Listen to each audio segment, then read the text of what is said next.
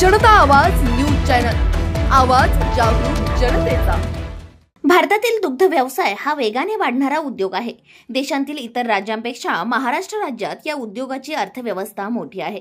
या व्यवसायाच्या विस्ताराने ग्रामीण अर्थव्यवस्थेला चालना मिळाली असून या व्यवसायाच्या सशक्तीकरणासाठी आणि त्यात काम करणाऱ्या घटकांना अधिक चांगल्या सुविधा मिळवून देण्यासाठी शासन कटिबद्ध असल्याचे प्रतिपादन दुग्ध विकास मंत्री नामदार अतुल सावे यांनी केले। गोदावरी खोरे नामदेवरावजी परजने पाटील तालुका सहकारी दूध उत्पादक संघाचे संस्थापक दिवंगत नेते नामदेवराव परजने पाटील यांच्या 21व्या पुण्यस्मरण सोहळ्यानिमित्ताने गोदावरी खोरे सहकारी दूध संघाच्या कार्यस्थळावर आयोजित करण्यात आलेल्या गौरवपत्र वितरण सोहळ्यात नामदार सावे बोलत होते। कृषी मंत्री नामदार माणिकराव कोकाटे, पद्मश्री डॉक्टर विठ्ठलराव विखे पाटील, साखर कारखान्याचे अध्यक्ष डॉक्टर सुजय विखे पाटील यांची प्रमुख उपस्थिती होती। तर संघाचे अध्यक्ष राजेश परजने पाटील कार्यक्रमाच्या अध्यक्षस्थानी होते। यावेळी बोलताना डॉक्टर सुजय विखे म्हणाले की राहता तालुका कृषी उत्पन्न बाजार समितीमार्फत पशुखाद्याची निर्मिती करण्याची योजना असून बाजारभावापेक्षा 50% सवलतीमध्ये ते दूध उत्पादक शेतकऱ्यांना उपलब्ध करून देण्यात येणार असल्याचेही डॉक्टर विखे यांनी सांगितले।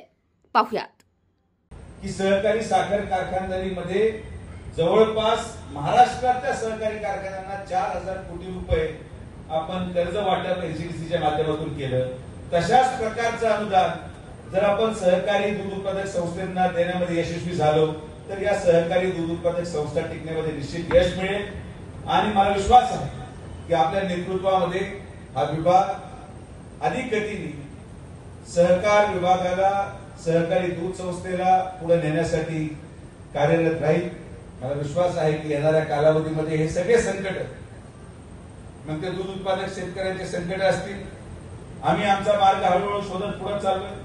राहत्या तालुक्यामध्ये राहत्या कृषी उत्पन्न बाजार समितीने पशु खाद्याचा कारखाना आपण जिल्हा नियोजनच्या निधी माध्यमातून सुरू करण्याचा प्रयत्न केला। त्याचं काम सुरू झालंय आणि आमचा प्रयत्न आहे की राहत्या तालुका कृषी उत्पन्न बाजार समितीच्या माध्यमातून निर्माण होणारे पशुखाद्य हे बाजारामध्ये खासगी कारखान्यामधून निर्माण झालेल्या पशुखाद्यापेक्षा 50% दराने आपण पशुखाद्य शेतकऱ्यांना देणार आहोत। असे अनेक विकल्प, नुसतं दुधाला अनुदान देऊन चालणार नाही,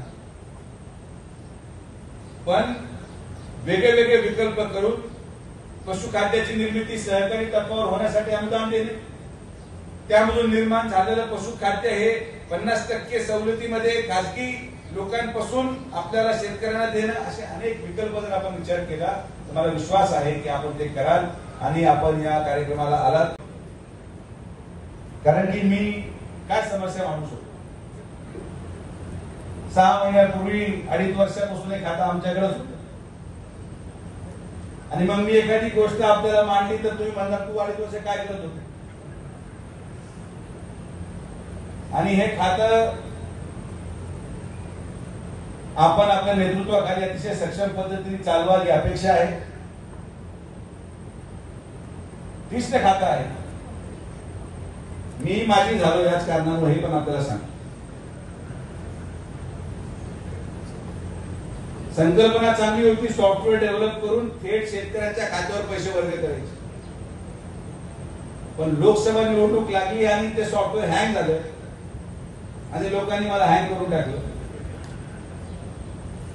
आणि मग जेव्हा लोकसभा संपली तेव्हा जनार्दन पैसे यायला सुरू झाले आणि तेव्हा लोक म्हणते नाही नाही काय छान काम चालू आहे दुग्ध विकास खात्याचं, पण आता वेळ जी निघून गेली ती गेली। दुग्ध व्यवसाय मंत्री असताना नामदार राधाकृष्ण विखे पाटील यांनी या व्यवसायाच्या वाढीसाठी अनेक योजना राबवल्या। त्यांच्या कल्पकतेतून सुरू झालेली दूध उत्पादकांना दुधावर अनुदान देण्याची योजना तर अतिशय लक्षवेधी ठरली।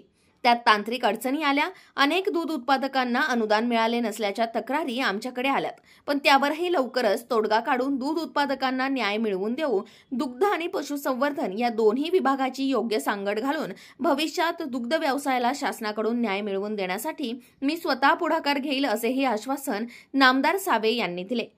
एक अतिशय चांगला हा संघ स्थापन करण्यात आला आणि त्या दुधाला योग्य भाव मिळावा आणि त्यासाठी या दूध संघाच्या माध्यमातून प्रयत्न करतात। स्वर्गीय माननीय नामदेवरावजी परजने पाटील आणि माजी मंत्री शंकररावजी कोले साहेब यांच्या दोघांच्या पुढाकाराने हा दूध संघ स्थापन झाला, त्यावेळेस सुरू झाला आणि अतिशय चांगला यांनी 50 वर्षात त्यांनी जी परंपरा केली होती.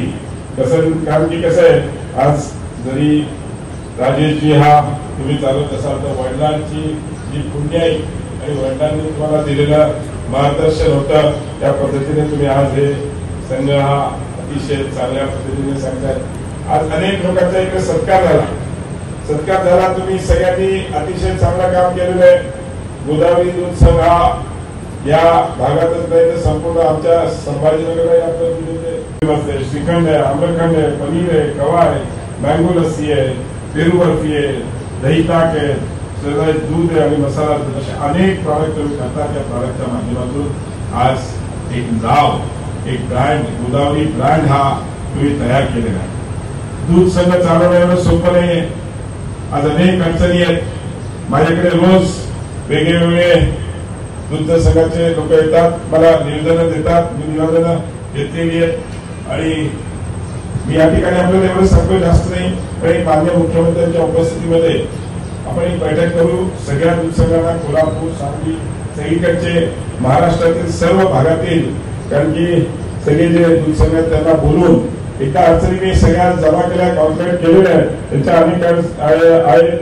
मला माहिती आहे खासगी दूध संघाचा सर्वात तुम्हाला खासगी ज्या कंपन्या आहेत त्यांचा सर्वात म्हणजे सहकारी आणि खासगीमध्ये बरेचसे. आता सुजय विखेंनी त्यांच्या भाषणात सांगितलं की खासगीला काही नियम नाही आहेत, पण सहकारी संस्थांना आपण कॅबिनेटमध्ये हा विषय मांडला पाहिजे. तुम्ही त्यातले एक्सपिरियन्स आहात, तर त्याच्यामध्ये नक्कीच आपण त्याच्यामध्ये आणि आणखी सहकारी धोरण हे आहे. आपल्याला माहिती आहे की देशाचे सहकार मंत्री अन्य आपले अमितभाई शासन यांचा प्रयत्न आहे की सहकारातून समृद्धी, आणि त्या पद्धतीतून सहकार क्षेत्राला त्यांनी अतिशय महत्व. माझ्याकडे 1 वर्ष खातं होतं, मला माहिती आहे. त्यावेळेस मला खूप संधी नाही आली, पण त्यांनी ग्रामीण भागातल्या शेतकऱ्याला सक्षम करण्याकरता शेतीला जोडधंदे म्हणून सहकाराच्या माध्यमातून काम केलं पाहिजे. सहकारातून समृद्धी हा त्यांचं जे घोषवाक्य होतं ते त्यांनी त्याच्याकरता केलं होतं. शेतकरी हा जगाचा पोशिंदा असल्याने त्याची सेवा करणारे खाते म्हणून कृषी विभागाकडे पाहिले जाते. शेतकऱ्यांची होणारी फसवणूक, कमी खर्चात अधिक उत्पन्न, शेतमालाला हमीभाव, दूध अनुदान, पशुधनासाठी लसींचा पुरवठा, चारा व पशुखाद्याचा पुरवठा तसेच विजेची पूर्णवेळ उपलब्धता असे लोककल्याणकारी धोरण राबवण्यासाठी शासन कटिबद्ध असून त्या दृष्टीने वाटचाल सुरू असल्याचेही नामदार कोकाटे म्हणाले. राजेश बर्जाने आमचे चेअरमन होते, मी त्यांना आग्रह केला ही संस्था आपल्याला एनडीडीबी मध्ये विलीन करावी लागेल. जोपर्यंत ही संस्था एनडीडीबी मध्ये विलीन होत नाही तोपर्यंत ही संस्था उदयास येणार नाही, नफा त्या ठिकाणी प्राप्त होणार नाही, चांगल्या प्रकारचे व्यवस्थापन मिळणार नाही आणि शेतकऱ्यांच्या दुधांना योग्य तो भाव मिळणार नाही. आम्ही विखे साहेब मंत्री होते, विखे साहेबांनी पुढाकार घेतला, राधाकृष्ण विखे साहेबांनी, आणि आज एनडीडीबी मध्ये महाराष्ट्र या ठिकाणी विलीनीकरण केलं. मी एनडीडीबीच्या चेअरमनला विनंती केली की काही झालं तरी राजेश बर्जाने आमचे चेअरमन आहेत, त्यांना तुम्ही एनडीडीबी होती काम करण्याची संधी द्या आमच्या संचालक मंडळामध्ये, आणि त्यांनी सुद्धा ती गोष्ट मान्य केली. त्याचा सूचक मीच आहे. मला कल्पना आहे मला शून्यातून विश्व निर्माण करायचे, तुम्हाला विश्वातून विश्व निर्माण करायचे. त्यावेळी मला काम करत असताना वन मॅन शो आहे, मला सगळं एकटंच करावं लागतं. लोकांचे प्रश्न मला शोधावे लागतात, त्याच्या अडचणी सोडवण्यासाठी पुढाकार घ्यावा लागतो, वेगवेगळ्या क्षेत्रामध्ये काम करावं लागतं. आपल्याकडे क्षेत्र वाटलेली आहे आणि आपण ज्या ज्या क्षेत्रामध्ये काम करतो ती क्षेत्र आपण एकदम जीव घालून जीव तोडून या ठिकाणी काम करतात. आणि सहकाराच्या संस्था खऱ्या अर्थानं आज नगर जिल्ह्यामध्ये आपल्याला अतिशय दिमाखानं उभ्या राहिलेल्या दिसतात. आज आमच्या नाशिक जिल्ह्यामध्ये त्या तुलनेने सहकार या ठिकाणी फार अडचणीत आलेला आहे. त्यामध्ये अनेक कारण असतील, संचालक मंडळाचं मॅनेजमेंटचं काही कारण असू शकेल, आपसाने मतभेद कारण असू शकतील, पण काही कारण असले तर सहकारी संस्था जोपर्यंत जमणार नाही तोपर्यंत आपल्याला राजकारण करायला जागा शिल्लक राहणार नाही. आज देश पातळीवर अमित शहा यांनी सहकारिता वर्ष म्हणून या ठिकाणी साजरा करण्याचा निर्णय घेतला आहे आणि सहकार मंत्री म्हणून, देशाचे सहकार मंत्री म्हणून खातं त्या ठिकाणी या देशाचे पंतप्रधान माननीय नरेंद्रजी मोदी यांनी निर्माण केलं आहे आणि त्याची सर्वस्वी जबाबदारी अमित शहा यांच्यावर सोपवलेली आहे. या प्रसंगी नामदेवराव परजने पाटील, गोदावरी सहकारी दूध संस्थेचे अध्यक्ष राजेश जी परजने पाटील, उपसरपंच विवेक परजने पाटील, माजी जिल्हा परिषद सदस्य अर्जुनराव होळकर, नंदकुमार कुरहे, प्रशांत गायकवाड, डॉक्टर अभिजित मिरीकर, डॉक्टर दीपक अनाप यांच्यासह सर्व अधिकारी, ग्रामस्थ उपस्थित होते.